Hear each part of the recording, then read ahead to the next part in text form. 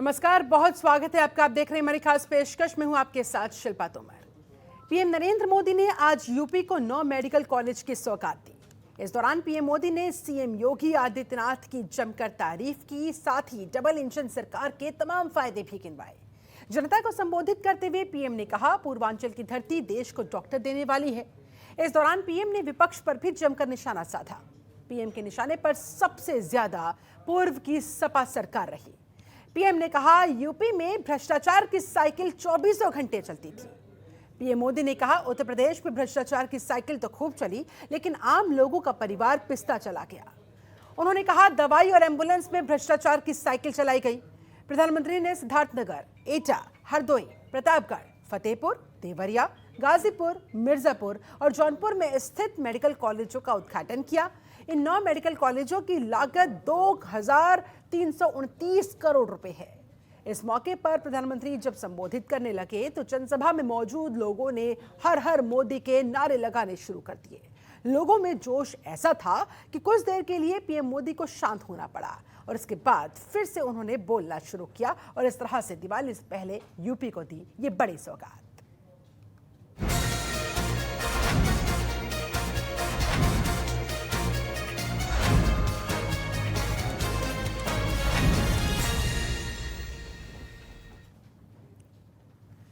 PM Modi ने कहा, योगी जी की सरकार से पहले यहां जो सरकार थी उसने अपने कार्यकाल में यूपी में सिर्फ 6 मेडिकल कॉलेज बनवाए थे।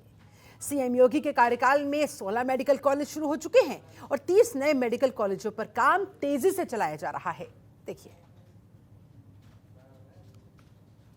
कैसे बने और उन अस्पतालों में बेहतर डॉक्टर और दूसरे मेडिकल स्टाफ कैसे उपलब्ध हो, इसके लिए बहुत बड़े और लंबे विजन के साथ काम किया जा रहा है।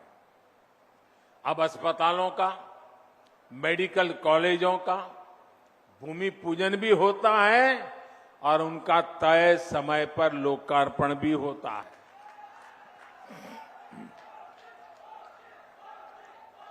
योगी जी की सरकार से पहले जो सरकार थी उसने अपने कार्यकाल में यूपी में सिर्फ 6 मेडिकल कॉलेज बनवाए थे।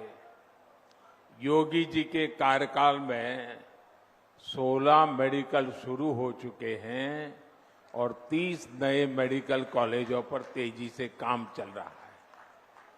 रायबरेली और गोरखपुर में बन रहे एम्स तो यूपी के लिए एक प्रकार से बोनस है। भाई और बहनों, मेडिकल कॉलेज सिर्फ बेहतर इलाज ही नहीं देते बल्कि नए डॉक्टर, नए पैरामेडिक्स का भी निर्माण करते हैं।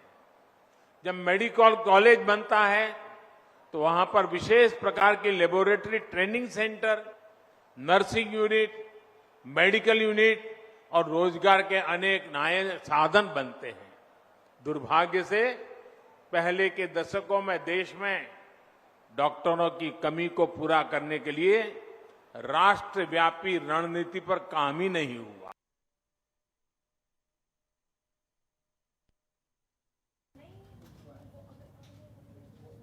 – 2014 से पहले देश में मेडिकल की सीटें 90,000 से भी कम थी। बीते 7 सालों में मेडिकल की 60,000 नए सीटें जोड़ी गई। सरकार जब संवेदनशील हो, गरीब का दर्द समझने के लिए मन में करुणा का भाव हो, तो इसी तरह से काम होता है। उन्होंने कहा, यूपी के भाई बहन भूल नहीं सकते कि कैसे योगी जी ने संसद में यूपी की बदहाल मेडिकल व्यवस्था की व्यथा सुनाई थी। योगी जी तब मुख्यमंत्री नहीं थे, सांसद थे। देखिए, अनेक दशक पहले मेडिकल कॉलेज और मेडिकल शिक्षा की देखरेख के लिए जो नियम कायदे बनाए गए थे, जो संस्थाएं बनाई गई, वो पुराने तौर तरीकों से ही चल रही थी। ये नए मेडिकल कॉलेज के निर्माण में बाधक भी बन रही थी। बीते 7 सालों में एक के बाद एक हर ऐसी पुरानी व्यवस्था को बदला जा रहा है जो मेडिकल शिक्षा की राह में रुकावट बन रहा है। इसका परिणाम मेडिकल सीटों की संख्या में भी नजर आता है। 2014 से पहले हमारे देश में मेडिकल की सीटें 90,000 से भी कम थी। बीते 7 वर्षों में देश में मेडिकल की 60,000 नई सीटें जोड़ी गई हैं।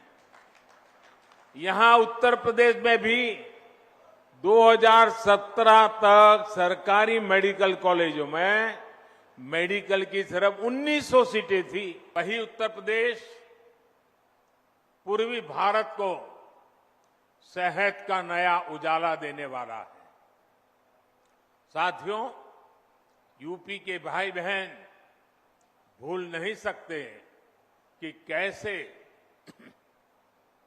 योगी जी ने संसद में यूपी की बदहाल मेडिकल व्यवस्था की व्यथा सुनाई थी। योगी जी तब मुख्यमंत्री नहीं थे, वे एक सांसद थे और बहुत छोटी आयु के वो सांसद बने थे।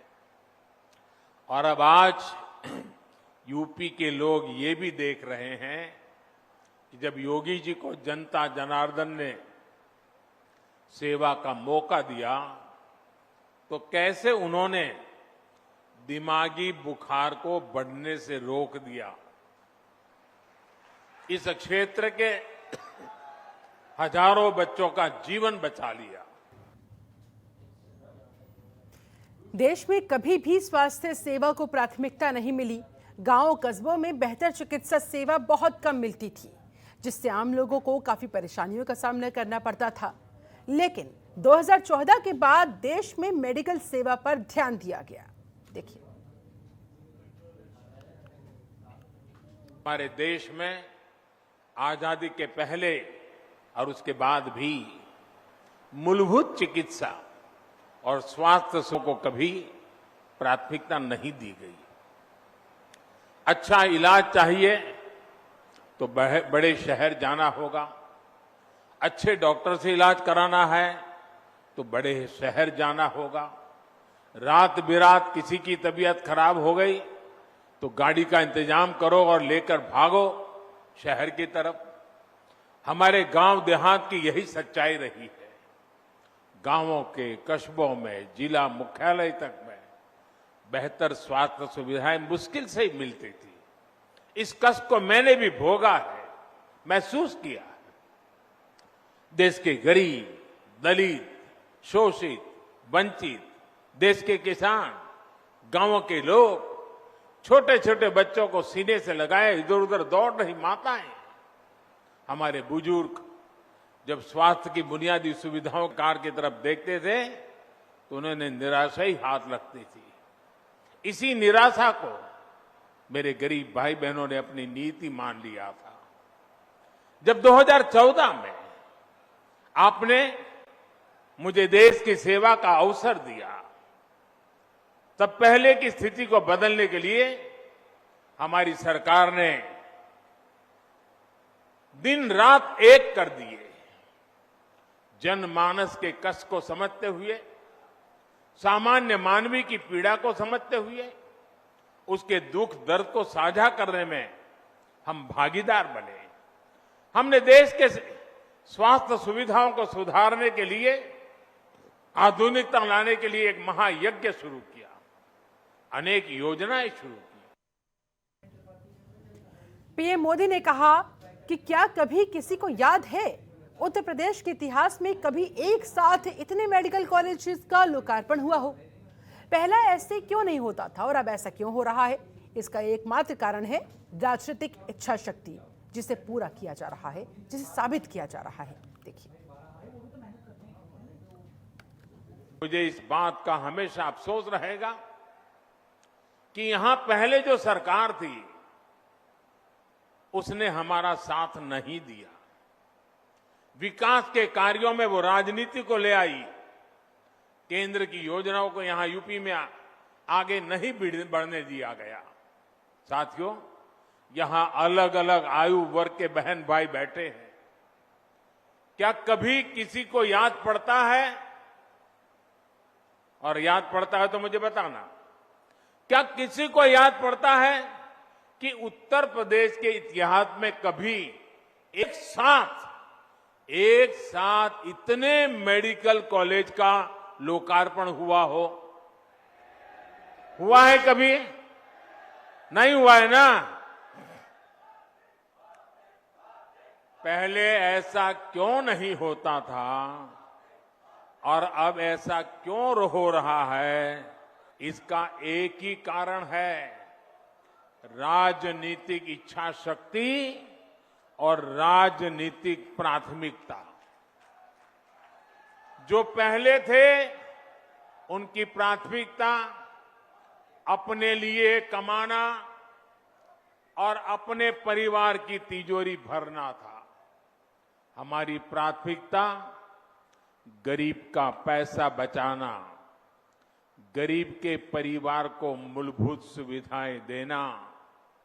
साथियों, बीमारी अमीर गरीब कुछ नहीं देखती है, उसके लिए तो सब बराबर होते हैं। और इसलिए इन सुविधाओं का जितना लाभ गरीब को होता है, उतना ही लाभ मध्यम वर्ग के परिवारों को भी होता है। उत्तर प्रदेश को सौगात देते हुए पीएम नरेंद्र मोदी ने कहा कि 7 साल पहले जो दिल्ली में सरकार थी और 4 साल पहले जो यहाँ यूपी में सरकार थी, वो पूर्वांचल में क्या करते थे? जो पहले सरकार में थे वो वोट के लिए कहीं डिस्पेंसरी की, कहीं छोटे मोटे अस्पताल की घोषणा करके बस बैठ जाते थे। उन्होंने कहा, सालों साल तक यहाँ तक या तो बिल्डिंग नहीं बना करती थी, बिल्डिंग बन जाती थी तो मशीनें नहीं हुआ करती थी, और अगर दोनों हो भी गई तो डॉक्टर और दूसरा स्टाफ नहीं होता था।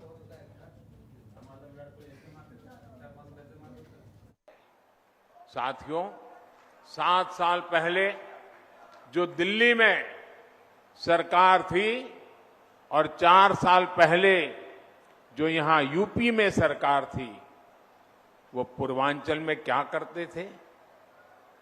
जो पहले सरकार में थे वो वोट के लिए नहीं, डिस्पेंसरी की कहीं छोटे छोटे अस्पताल की घोषणा करके बैठ जाते थे। लोग भी उम्मीद लगाए रहते थे, लेकिन सालों साल तक या तो बिल्डिंग ही नहीं बनती थी, बिल्डिंग होती थी तो मशीन नहीं होती थी, दोनों हो गई तो डॉक्टर और दूसरा स्टाफ नहीं होता था। ऊपर से गरीबों के हजारों करोड़ रुपए लूटने वाली भ्रष्टाचार की साइकिल, ये भ्रष्टाचार की साइकिल 24 घंटे अलग से चलती रहती थी।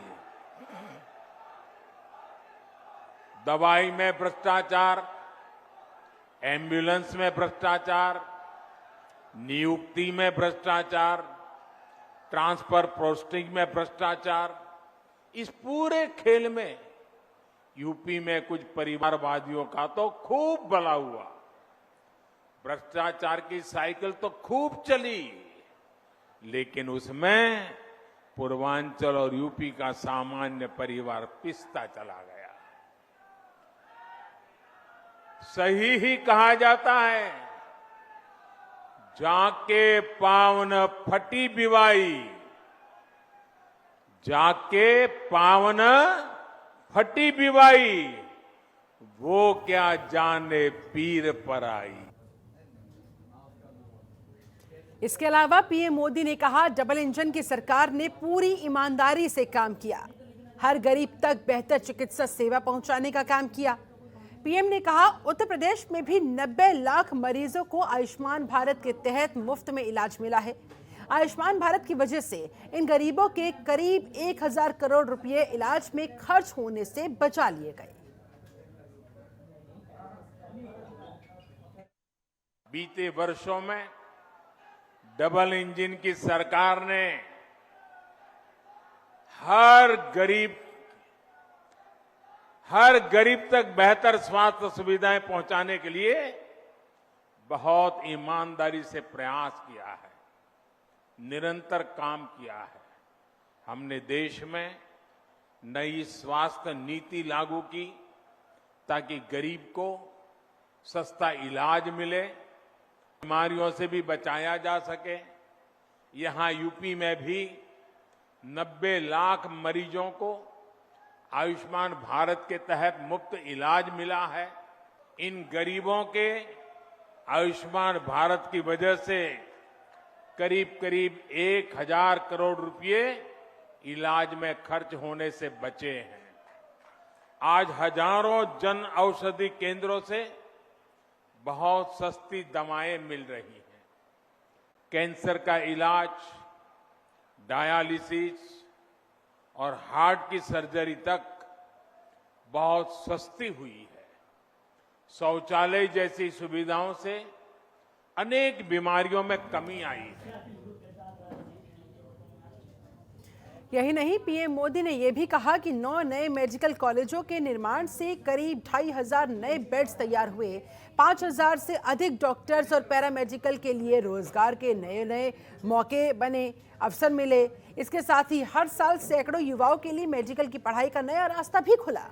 उन्होंने कहा, जिस पूर्वांचल की छवि पिछली सरकारों ने खराब कर दी थी, जिस पूर्वांचल को दिमागी बुखार से हुई दुखद मौतों की वजह से बदनाम कर दिया गया था, वही पूर्वांचल, वही उत्तर प्रदेश पूर्वी भारत को सेहत का अब नया उजाला देने वाला है। देखिए, आज जिन 9 जिलों में मेडिकल कॉलेज का लोकार्पण किया गया है, उनमें ये दिखता भी है। सिद्धार्थनगर में माधव प्रसाद त्रिपाठी मेडिकल कॉलेज,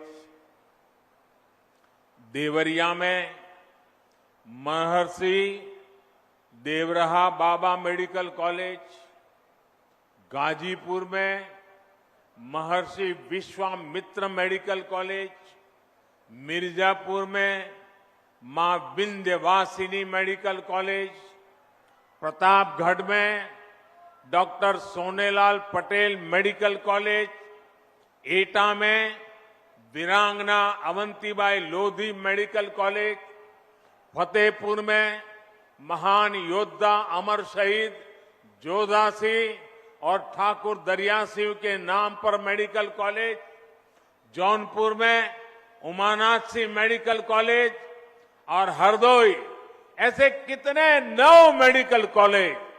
ये सभी मेडिकल कॉलेज अब पूर्वांचल के कोटि कोटि जनों की सेवा करने के लिए तैयार है। इन 9 नए मेडिकल कॉलेजों के निर्माण से करीब 2,500 नए बेड्स तैयार हुए हैं। 5,000 से अधिक डॉक्टर और पैरामेडिकल के लिए रोजगार के नए अवसर बने हैं। इसके साथ ही हर वर्ष सैकड़ों युवाओं के लिए मेडिकल की पढ़ाई का नया रास्ता खुला है।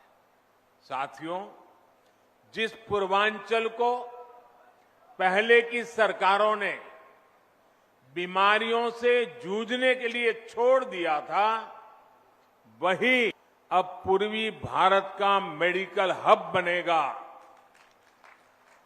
अब देश को बीमारियों से बचाने वाले अनेक डॉक्टर, ये धरती देश को डॉक्टर देने वाली है। पीएम मोदी के मुताबिक उत्तर प्रदेश में तेजी से स्वास्थ्य सेवाओं में विकास किया जा रहा है। कोरोना संकट में कई लैब बनाई गई, कई ऑक्सीजन प्लांट लगाई जा रही हैं, लोगों को मुफ्त में इलाज मुहैया करवाया जा रहा है। देखिए, केयर यूनिट या तो बन चुकी है या तेजी से बन रही है। कोविड की जांच के लिए आज यूपी के पास 60 से ज्यादा लैब मौजूद है। 500 से ज्यादा नए ऑक्सीजन प्लांट पर भी तेजी से काम चल रहा है। साथियों, यही तो सबका साथ, सबका विकास, सबका विश्वास और सबका प्रयास, यही तो उसका रास्ता है। जब सभी स्वस्थ होंगे, जब सभी को अवसर मिलेंगे, तब जाकर सबका प्रयास देश के काम आएगा। दीपावली और छठ का पर्व इस बार पूर्वांचल में आरोग्य का नया विश्वास लेकर आया है। ये विश्वास तेज विकास का आधार बने, इसी कामना के साथ नए मेडिकल कॉलेज के लिए पूरे यूपी को फिर से बहुत बहुत बधाई और धन्यवाद देता हूं। आप भी इतनी बड़ी तादाद में हमें आशीर्वाद देने के लिए आए, इसलिए मैं विशेष रूप से आपका आभार व्यक्त करता हूं। चलिए इसी के साथ इस खास पेशकश में फिलहाल बस इतना ही। आप बने रहिए जनतंत्र टीवी के साथ। नमस्कार। खबरों के निष्पक्ष विश्लेषण के लिए सब्सक्राइब करें Jantantra TV and press the bell icon. Never miss any update.